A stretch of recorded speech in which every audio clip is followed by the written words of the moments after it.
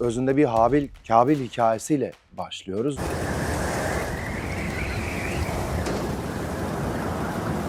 Gerçeklik yitimi ve bunu sağlayan şey de işte korku, paranoya ve bunun tehlikeli bir biçimde ideolojik ve siyasi manipülasyonu. Çekerken siz ne hissettiniz? Biz filmi çekerken de büyük bir film çektiğimizin farkındaydık. Bu bir işarettir. Oturun, dua edin. Gururla da izledim bir taraftan. Genel çekilirken hüngür hüngür ağladım. Bir toplumsal sorun var ve bunu biz karakterlerin sırtına yüklüyoruz. Yardımcı oyuncular vardı. O yüzden onların da filme çok büyük katkısı var. Caner bir yerde bir şey söyleyince galyana gelmeleri gerekiyor. Ben işaret ediyordum. Öyle bir galyana görüyorlardı ki şaşırıyordum.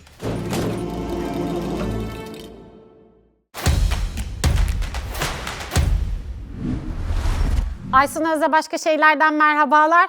Bugün çok güzel bir konu üzerinde konuşmak istiyorum demek isterdim ama konu o kadar güzel değil de haber çok güzel. Evet, Kurtuluş filminin yönetmeni ve değerli oyuncularıyla birlikteyiz. Bizi Berlin Film Festivali'nde çok gururlandırdılar ve şimdi ayaklarının tozlarıyla da programımıza konuk oldular. Ben de heyecanlıyım açıkçası. Dün izledim filmi ve çok etkilenerek çıktım ve bütün gün boyunca da herkese bu filmi anlattım.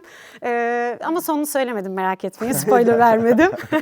Şimdi de filmi elbette Caner Cindoruk, Berkay Ateş, Feyyaz Duman, Naz Gökten ve yönetmen Emin Alper'le konuşacağız. Hoş geldiniz. Çok teşekkür ederiz. Çok tebrik ederiz. Hoş bulduk. Teşekkürler. Sağ olun. Gerçekten Türk sineması için büyük bir geceydi. Ödül gecesinin olduğu. Haberler geldikçe böyle gözlerimiz yaşardı. Ve çok mutlu olduk. Bu tip haberlere çok ihtiyacımız var. Hani ülkenin sinemasının böyle gururla anılması, ülkenin bu haberlerle gündeme gelmesi hepimiz için gerçekten çok büyük mutluluktu. Birkaç günde etkisinden çıkamadık. Film girdi gösterime ve herkes bu filmden çok şey bulacak. Aslında evet iki köyün, daha doğrusu iki küçük köyün hikayesinin anlatıldığı bu filmde biz dünyanın meselelerini görüyoruz, dünyanın meselelerini tartışıyoruz ve dünyanın meselelerini izliyoruz ve düşünüyoruz. Çok da soru sorduran bir film. O yüzden önce değerli hocamla başlamak istiyorum. Aslında film içinde çok şey anlatıyor. Pek çok meseleye değiniyor.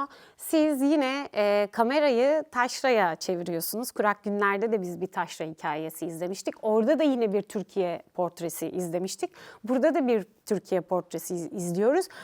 Ama burada aslında bir dünya portresi de izliyoruz bir taraftan. Atmosfer çok öne çıkıyor aslında. Emin Alper sinemasında aynı Kurak Günler'de olduğu gibi Kurtuluş'ta da atmosferin öne çıktığını ve atmosferin içerisinde biz filmi daha etkileyici bir şekilde izlediğimizi görüyoruz. Aslında biraz bu atmosferden bahsetmek istiyorum. Slogan değil, atmosferin öne çıktığı bir film diyebilir miyiz? Siz atmosferle ilgili ne söylersiniz? Teşekkürler öncelikle. Önce dediğiniz gibi bu bir dünya meselesi filmi. Hani eğer Kurak Günler bir Türkiye tablosuysa ki tam da dediğiniz gibi gerçekten bu hikaye bir dünya tablosu. Dünyanın nereye gittiğine, gideceğine, nereye gitmiş olduğuna. Çünkü bu hikayede geçmişte yaşananlara da çok referans var. Hepsi gizli, çok açık değil ama Evet. geçmişte yaşanan büyük suçlara da diyeyim referans var. Dolayısıyla tam da yapmak istediğim şey böyle bir hem tarihsel hem de dünyaya yönelik bir portre çıkarmaktı. Küçük bir cemaatten yola çıkarak, küçük bir topluluktan yola çıkarak ve bu topluluğun nasıl bu hale geldiğini araştırmak, incelemek benim için en temel motivasyondu. Yani nasıl olur da bir topluluk bir başka topluluğu ortadan kaldırma motivasyonuna sahip olur? Nasıl bu noktaya gelir? Bu soruyu sormadığımız hem tarihe baktığımızda hem bugünkü dünyaya baktığımızda, yanı başımızdaki İsrail-Filistin meselesine baktığımızda bile neredeyse sormadığım benim şahsen bir günüm yoktu. Ve bu 2009'da gerçekleşmiş bu olay, yani ismiyle Bilge Köyü katliamı tam da böyle bir hikayenin anlatılabileceği bir zemin olarak gözüktü bana. Hikayenin kendi içerisinde karakterler arasında çok fazla aks var. Bir kendi içinde siyasal dinamik var. Yani homojen bir köy değil. Köy içerisinde iktidar ilişkileri var vesaire vesaire. Ama bunun ötesinde gerçekten de bütün bu köyü sarmalayan sizin de dediğiniz gibi bir korku atmosferi var. Evet. Yani benim yaptığım bütün okumalar hem tarihe yönelik hem bugüne yönelik okumalar insanların gerçekten yaptıkları bütün kötücül eylemleri bir tür kendi varoluşlarına yönelik saldırıyı bertaraf etme olarak tarif ettiklerini gösteriyor. Yani aslında bizim sandığımızın aksine tehlikede olanlar onlar. Yani kurbanlar değil. Asıl kendilerini tehlikede olarak gören onlar. Kendi zenginliklerinin, kendi varlıklarının ellerinden alınacağını, kendilerinin soyulacağını, mağdur edileceğini ve en sonunda da hatta varoluşlarının tehlikeye gireceğini düşünerek aslında bu eylemlere girişiyorlar. Yani İsrail bunun en net örneği. Yani İsrail saldırganlığını açıklamasını İsraillilere sorarsanız Araplar bizi yok etmek istiyordu. Biz o yüzden kendimizi koruyoruz. Hep böyleydi yani 1947'den beri tekrar eden bir anlatıdır bu. Dolayısıyla burada da bu varoluşsal kaygı, korkuyu bir tür atmosferle desteklemeden anlatmak imkansızdı. Yani sadece laflarla söylenecek bir şey değil. Bu paranoya atmosferi özellikle rüyalarla insanların, kahramanlarımızın başta Mesut'un gördüğü rüyalarla sonra giderek bütün köyün gördüğü katmerlenecek ve yansıtılacak bir korku atmosferiydi ihtiyaç duyduğumuz ve filmde de bu atmosferi yaratmaya çalıştık. Evet, o köyü de özellikle seçtiniz herhalde, Evet. değil mi? Çok uzun süre aradığınızı biliyorum. Evet, çok uzun süre aradık. Yani aslında bulamadık da o yüzden aşağıdaki köyü taşıdık. Yani CGI ile dijital olarak tam öyle bir köy arıyordum. Yani tepede bir köy ve aşağıda bir köy. Bir tanesi ovaya hakim, dolayısıyla çok bereketli ovalara sahip. Öbürü ise daha çok hayvancılıkla geçiren ve zaman içerisinde yoksullaşmış bir köy. Ama bulamadım öyle ideal iki köy. Yani ya buluyordum ama köyler çirkindi ya birbirinden ayrı köyler buluyorduk. En sonunda bir tanesi Batman'ın Kırkat köyü, öbürüsü de Savur'un Kıllit köyü, eski bir Süryani köyü. O ikisini birleştirdik ama çok uzun tabii mekan aramaları yaptık. Evet. Mekan da çok etkileyici, hikaye çok etkileyici. O atmosfer inanılmaz bir şekilde veriliyor zaten. O mekanın kattığı değer bambaşka gerçekten. Ama oyunculuklar muhteşem. Bir kere bir de tabii hepinize aynı soruyu sorayım. Çünkü biz filmi izlerken o atmosferin içinde bir anlamda korku filmi izliyormuşuz gibi izliyor. Her an bir şey çıkıyor. Her an kamera bizi şaşırtıyor. Birkaç yerde gerçekten sıçradım. Tabii içinde olmak nasıldı? Hani bunu çekerken siz ne hissettiniz? O atmosferin içindeydiniz ve filmi izledikten sonra nasıl bir karşılaştırma yaptınız? Öncelikle ben Emin Hoca'nın sinemasında şunu çok seviyorum. Bireyin iç dünyasına çok iyi giriyor. Yani o bireyin bir kişiden yola çıkarak onun iç dünyasından başlayarak aslında insanın ilk kavgasına dönüyor. Yani özünde bir Habil-Kabil hikayesiyle başlıyoruz ve bu ta insanlığın ilk anlatıldığından beri süregelen bir anlatı. Çünkü insanın özünde bu var maalesef. Böyle bir zaaf var. Ve oradan çıkan vasıfsız bir adamın, yani şıhlığı bile dedesinin bırakmadığı bir adamın aslında gücü elde ettikten sonra nasıl dönüşebileceği ve o güç etrafında insanların nasıl toplanabileceği, bir fikire nasıl herkesin aynı anda inanmaya başlayabileceği ve o fikire giderek herkesin inanmaya başlaması ve o inanç, o fikir işte günümüzde de, tarihte de her zaman insanın olduğu her dönemde gördüğümüz o katliama, o birbirini yok etmeye kadar uzanıyor. Bunun temelinde de bizim filmimiz toprak kavgasını baz alıyor ki kapitalin en çok yaşadığı sorun herhalde toprak kavgasıdır günümüzde de. Hala yaşanıyor. Hocam Evet. çok güzel özetledi onu. O yüzden bence çok güncel. Bireyden yola çıkıp aslında bütün toplumları, yani bunu alıp Mardin'de değil de başka bir yerde de anlatsanız aynı etkiyi uyandırabilir. Çünkü hikaye çok güçlü. Hikaye insanın ta içine, insanın zaafına kadar uzanan bir durum olduğu için çok etkileyici ve gerçek. Evet. Oynamak nasıldı? Çünkü filmde baş karakterlerden bir tanesin. Hatta film senin hikayenin üzerinden ilerliyor. O atmosferin içinde olmak, o role girmek, çıkmak. Bir de 5 hafta boyunca oradaydınız. Ayrı Daha bir... fazla bile. Belki de daha fazla. 5,5. Biz sahaya çok iş bırakmamaya çalıştık. Çünkü uzun zamandır ben böyle bir senaryoya bu kadar hazırlık aşamasında çalışıldığını görmemiştim. Daha önce de böyle tecrübelerim olmuştu ama çok spesifik çalıştık. Yani önce karakterleri çıkarmaya başladık. Bu 1 ay, 1,5 aylık süreçte ilişkiler, ki oyunculukta en önemli şey aslında ilişkiler ortaya çıktığında. Yani işte annenize, arkadaşınıza, sevgilinize bakış açınızı belirlediğinizde aslında karakteriniz de yavaş yavaş ortaya çıkar. Biz de bunları çok iyi çalıştık bu süreçte. Cümlesi cümlesine kadar çalıştık. Çünkü önümüzde bir dille ilgili bir engel de vardı. Kürtçe şöyle de bir şey, işte Diyarbakır başka konuşuyor, Mardin başka, Van başka. Öyle bir ortak bir dil belirlememiz gerekirdi. Onun için de tek ağızdan çalıştık. İşte Feyyaz, Selim arkadaşımız bize bu anlamda destek verdiler ve çok iyi bir hazırlık geçirdiğimiz için sahada aslında coğrafya haricinde çok da zorlanmadık diyebilirim. Evet, Emin Alper sinemasının özelliklerinden de biri o. Çok iyi bir hazırlıkla Evet. filme başlıyorsunuz her seferinde. Berkay, senin için nasıl bir yolculuktu Kurtuluş? Bir kere şeyi merak ediyorum. Evet, siz çekiyorsunuz, 5,5 hafta oradasınız ama izlerken başka oluyor ya. İlk izlerken başka, bir de Berlin'de de izlediniz. Orada nasıldı? İlk burada izledik Evet. ekip gösterimini. Tabii 1,5 yıl evvel çektik. Onun bir heyecanı var. Bir de Berlin'in kabul almasının da bir mutluluğu vardı. Tabii ki biz oyuncular olarak ilk izlerken, yani en azından kendi adıma biraz zor izliyorum. Yani acaba burada nasıl oynadım, oldu mu, olmadı mı? Yani bir sürü insan kaygı duyuyor vesaire. Ama burada ilk izlerken de ekip gösterimi yaptığımızda da filmden çok gurur duyarak ayrıldım. Tabii ki diyorsun, yani biz filmi çekerken de büyük bir film çektiğimizin farkındaydık.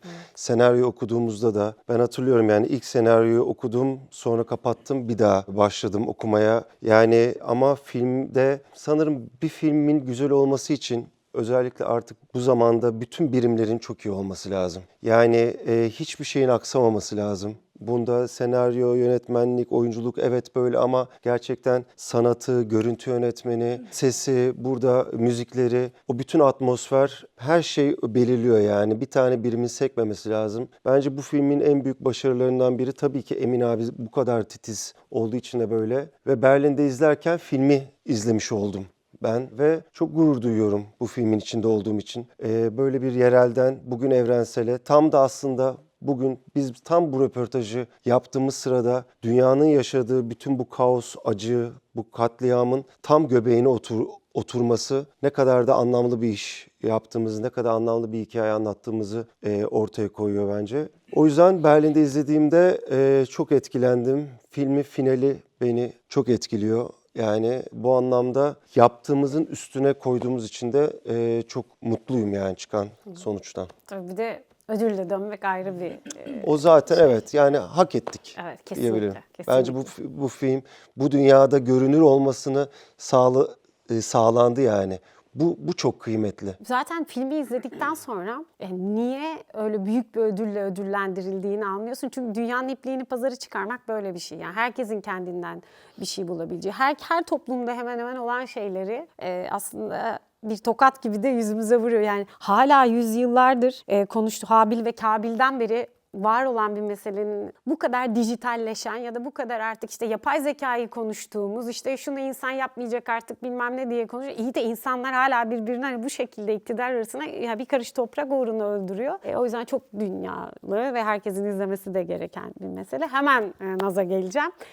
Senin için nasıl bir serüvendi? Hani ben izlerken böyle çok şeyle, hani gururla da izledim bir taraftan. Seninle önceki tanışıklığımız tiyatrodan gelen bir gelenekten geliyorsun bir taraftan.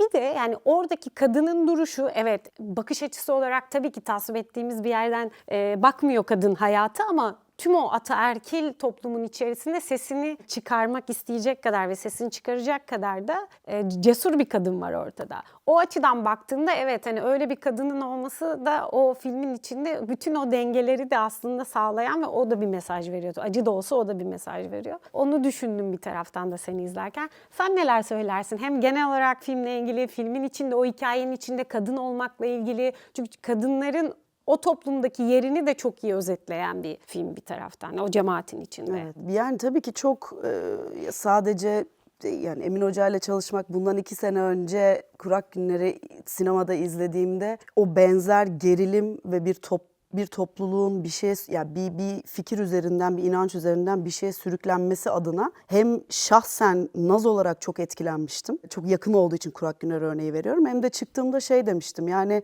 ya denk gelsek ne güzel olur diye çıktım. Temiz kalpliymişim. Evet. Şükürler olsun.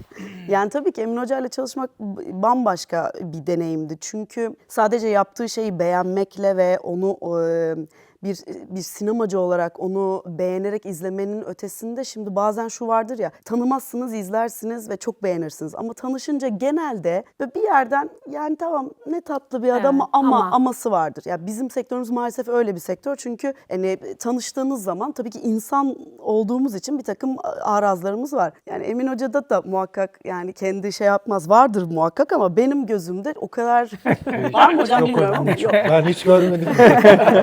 Ya benim gözümde şöyle, yani konservatuvarda bir hocam şöyle demişti. Ya çok iyi sanatçılar olabilirsiniz ama yani iyi bir kalp tutmak çok zor bir şeydir. Yani ben sizi mezun ederken bu inançla mezun etmek isterim. Onu tutmaya çalışın demişti. O zaman çok aklıma yatmayan bir şeydi ama onu yapmaya çalıştım bu süreçte. Emin Hoca da burada denk geldiğim o açıdan en şaşırmadığım, bu kadar işiyle, disipliniyle, anlatmak istediği şeyle, yaratıcı zekasıyla ve entelektüelitesiyle aynı zamanda da bu kadar iyi bir kalp ve iyi bir işbirlikçi oluyor olması açısından çok şanslıyız bir kere bence. Ben hiç anlamadım. Hiçbir şeyde özel olarak çalıştığımı, ya tabii ki çalıştım ama o kadar sürecin içinde herkesle beraber yapıyordum ki onu. Bazı işler öyledir ya, yani evde oturup çalışmamı gerektirecek. Zaten o kadar aklımda dönen bir şey vardı ki öyle bir atmosfer hazırlanmıştı bize.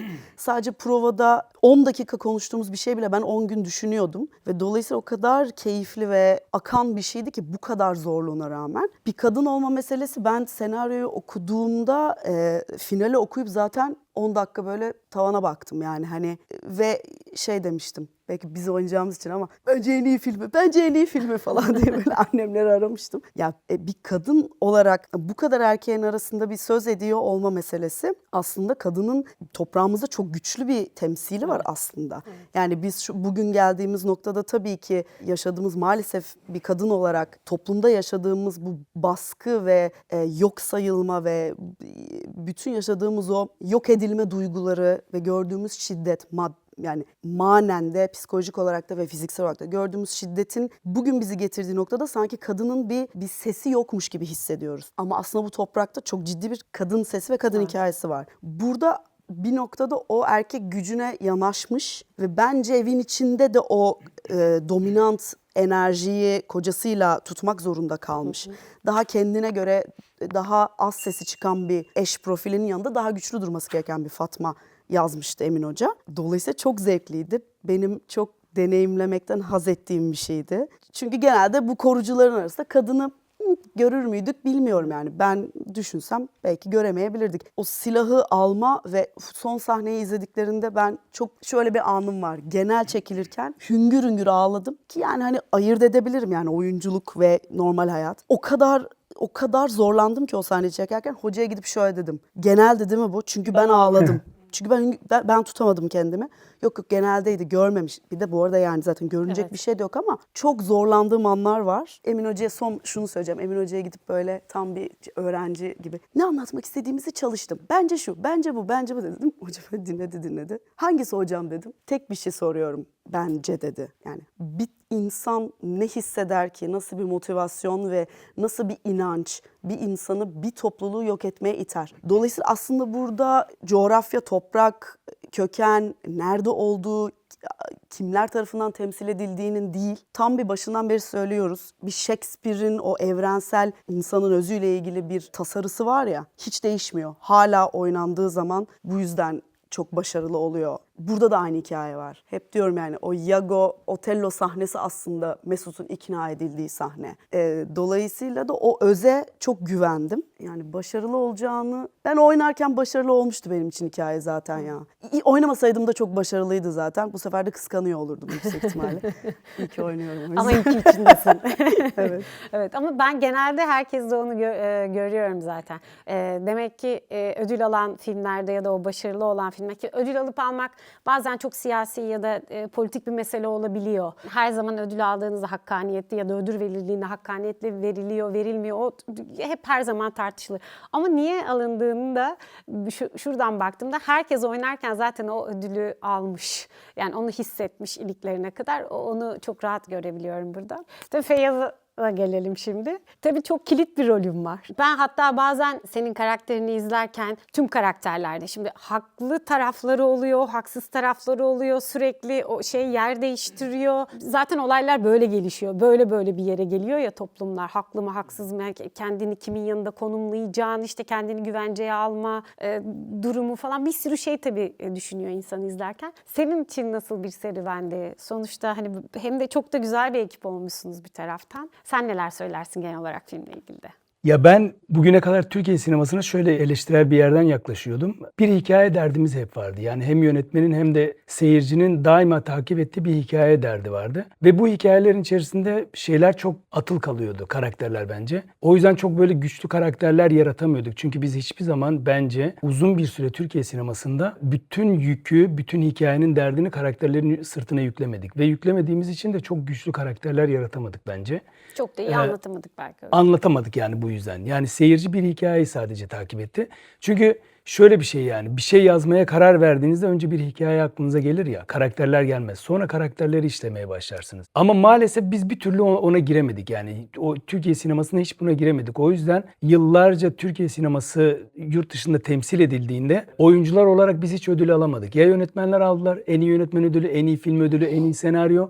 Ama maalesef oyuncular uzun süre alamadılar. Ama bence bu filmin en büyük başarısı biraz da o. Yani bir hikaye var. Sadece hikaye değil yani. Bir toplumsal sorun var ve bunu biz karakterlerin sırtına yüklüyoruz. Yani bütün yükü o karakterlerin sırtına yüklüyoruz. O yüzden bence en küçük şeye kadar yani o yerel kas bile bu yükü taşıdılar içerisinde, filmin içerisinde. O yüzden hikaye de güçlü oldu. Emin Hoca çok güzel yazdı tabii ki. Senaryo başka bir yerde ama o senaryo yazılırken dert tamamen şeyin sırtına yüklendiği için aslında biz iyi bir şey izledik. Ve biz izlediğimiz şeyden memnun kaldık. Oynadığımız şeyden memnun kaldık. Ben oynayan herkesten memnun kaldım. Çünkü şöyle de bir durum var yani mesela biyografik filmlere de bakın yurt dışında ve ülkemizde. Genelde biz birinin biyografisini yaptığımızda biz kahramanlaştırırız. Yani kişiyi kahramanlaştırıyoruz. Yani acısıyla, tatlısıyla, zaaflarıyla vesaire bunu çok fazla işlemiyoruz.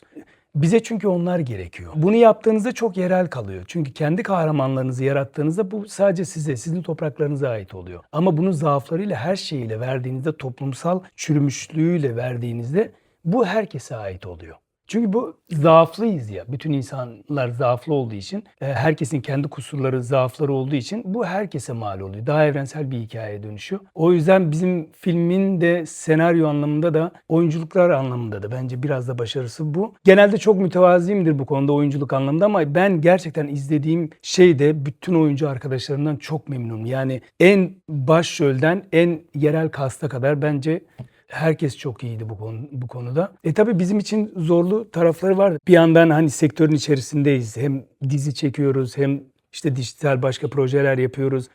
Gönül ister ki sadece zamanımız kalsın. Sinema yapmaya, sadece onu üretmeye, manevi olarak bizi doyuran şeylere zamanımız olsun ama maalesef sadece bununla kendi hayatımızı idame edemiyoruz. O yüzden ben bir yandan filmi çekerken aynı zamanda dizide de oynuyordum. İşte Mardin'e gidip gelmek zorunda kalıyordum. Ama bence çok güzel bir ekip olduk. Yani bütün oyuncu arkadaşlarım da söyledi. Uzak bir yerde, benim için uzak değildi ama benim kendi memleketim çünkü Mardinliyim ben de.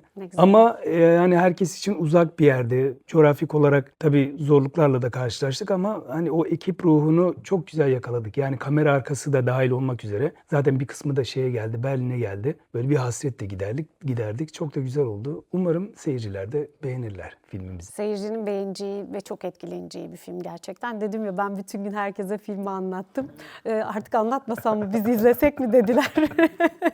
O yüzden etkisinden çıkılmayan bir film. Evet yani bu konular üzerine konuşmak çok can sıkıcı olabilir.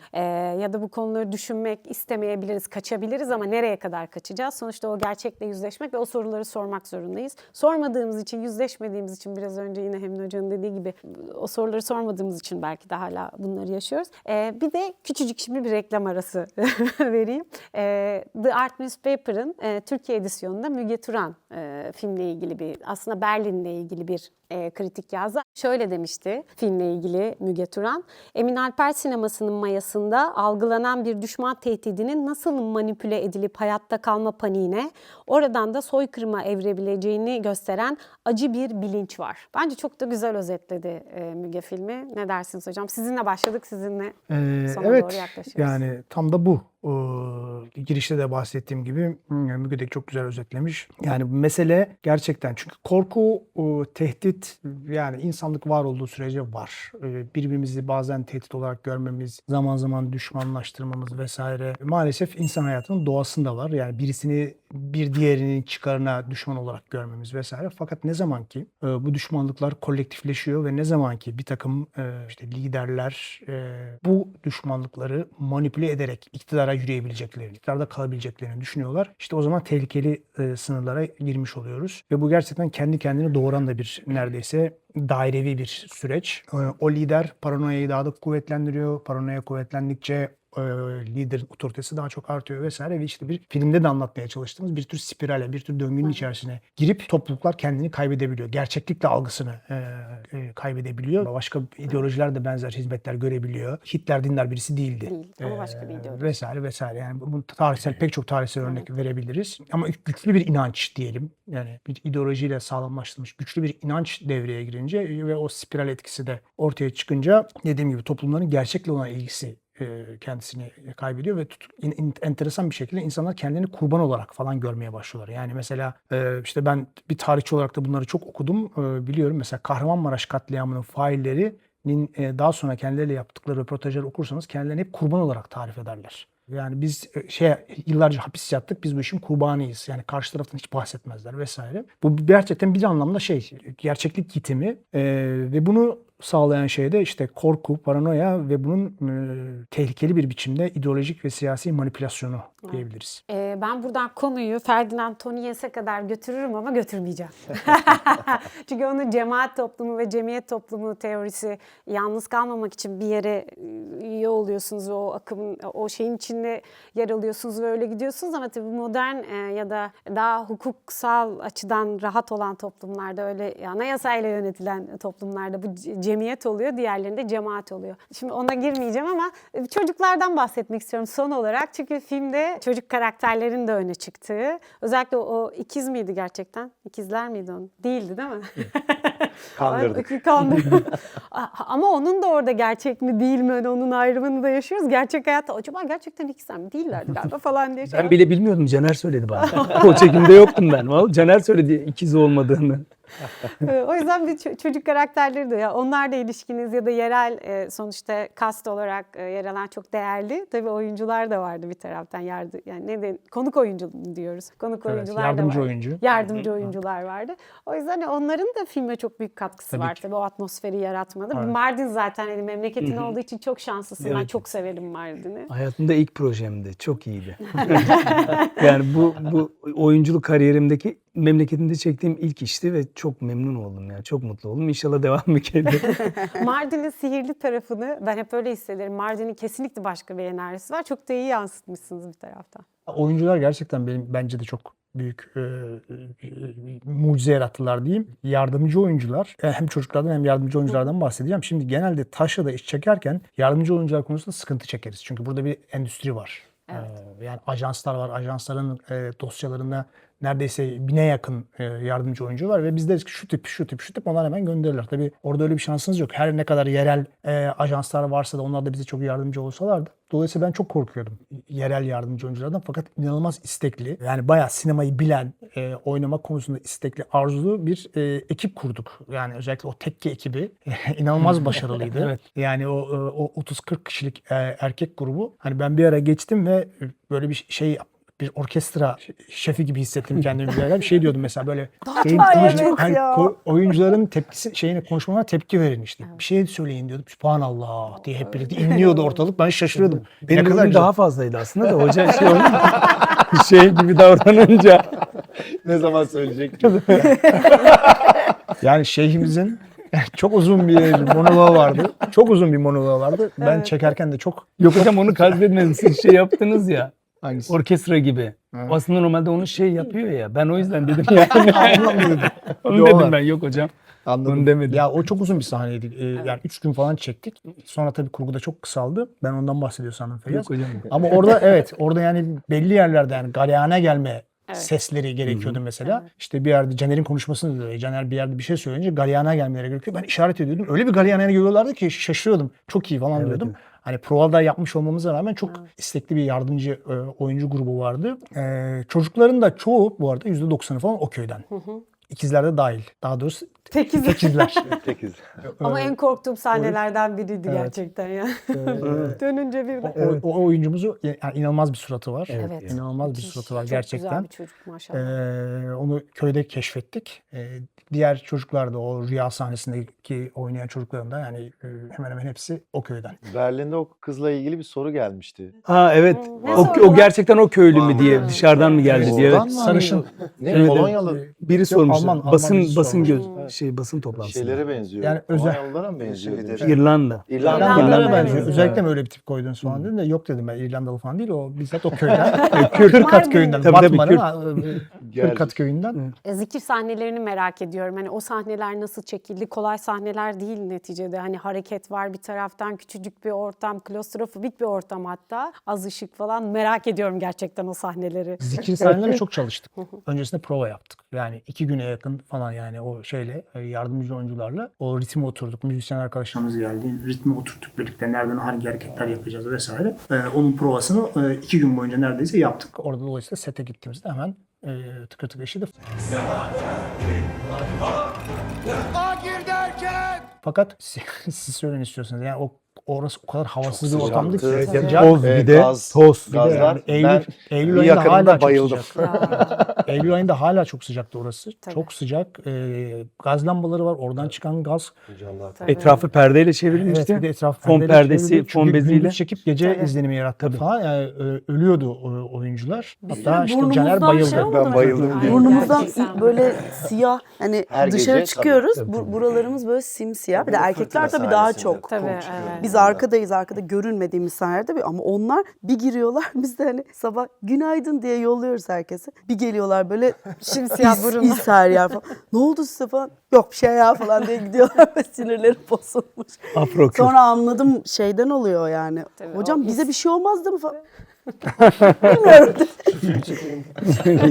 Zehirlenmeden bu filmi çeksek. Çok teşekkürler bu keyifli sohbet için. Hani gönül isterdi ki daha uzun uzun konuşalım ve daha bir sürü soru hazırlamıştım gerçekten ama onları inşallah belki Dartmouth Paper Türkiye için yaparız. Uzun uzun konuşuruz ama tekrar çok teşekkür ederiz. Hani bizi burada memleket olarak çok mutlu ettiğiniz için, orada gururlandırdığınız için niceleri olsun inşallah. Ama her şeyden önce herkesin içine sinen bir film yaptığınız için çok teşekkürler. Çünkü bazen bunu söylüyorum. Böyle kötü bir film izlediğimde kızıyorum gerçekten. Çünkü bir hani bu kadar emeğe, zamana, paraya, kaynağa yazık. Bir hani biz de izliyoruz ama hani bir şey bekleyerek izliyoruz diye. Hani o kadar gönül rahatlığıyla izlediğim bir film oldu. Yani seyirci olarak çok teşekkür ediyorum. Bu ülkenin bir vatandaşı olarak, bir gazeteci olarak ayrıca çok teşekkür ederim. Ellerinize sağlık, niceleri olsun inşallah. Biz teşekkür ederiz. Çok sağ olun. Evet, Aysun Az'la başka şeylerde bugün çok gururlandık ve çok da derin konular konuştuk. Önümüzdeki günlerde görüşmek üzere. Filmi de mutlaka izleyin, vizyonda ama mutlaka izleyin. Sinemada izleyin, beyaz perdede izleyin. Kaçırmayın lütfen. Pek çok sinemada olacak zaten. Beğenmeyi, yorum yapmayı, abone olmayı unutmayın. İyi seyirler.